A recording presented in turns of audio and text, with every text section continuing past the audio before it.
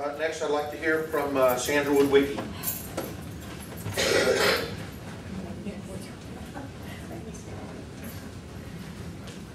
Mine's not near that form. I just wanted to thank y'all. I've been serving with the EDC about 7 months now. It's been a very big growing experience. I've learned a lot.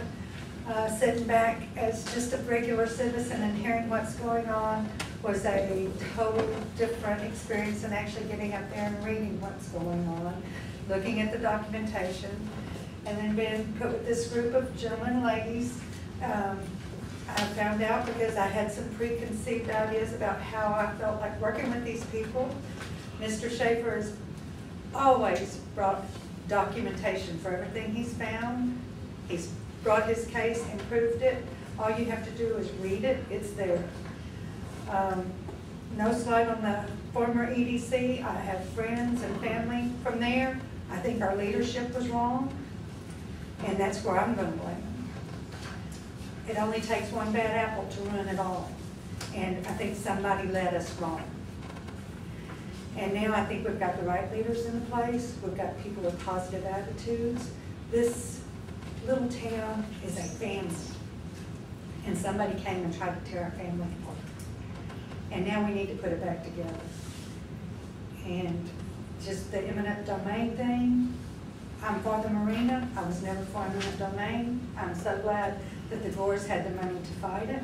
I'm so sorry it cost us so much to do it. It hurt their reputation and our reputation. Because if they'd come after me with it, I'd have just lost my building and I'd be in jail. So it was handled very well by them.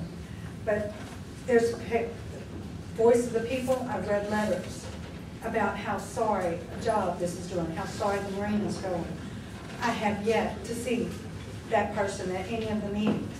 I have yet to see that person down there reading the documentation. And that's the people sitting at home, my parents including, going, what are y'all doing? Don't read that. Go down there and find out. Don't believe those people. Those are the people that are still keeping this stirred up. So if you want to get stirred up about the marina, don't do it from listening to other people and reading the paper. Be care enough to get out there, come to the meetings, and go down and read all the documentation that is laying out there. So,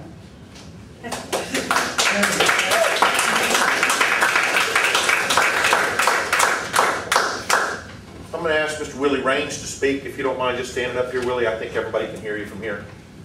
I'm going to be short and sweet, but everything that Larry and Dan and Viola and Sandra said is exactly the truth. This job from a construction standpoint is a very, very small project. The person that was EDC director they hired initially to look after our interests certainly did a very poor job and got paid 5 times more than the job on this project would have required a professional contractor to pay. And I'd like to say that, and I'm going to say it, there's some of those people that worked on this board before some of us here were on it, and they did a good job, some of them, and some of them are ethical, good people, Lewis Jones, Ron Terry, and some others. And they didn't know what was going on, maybe they should, but they didn't.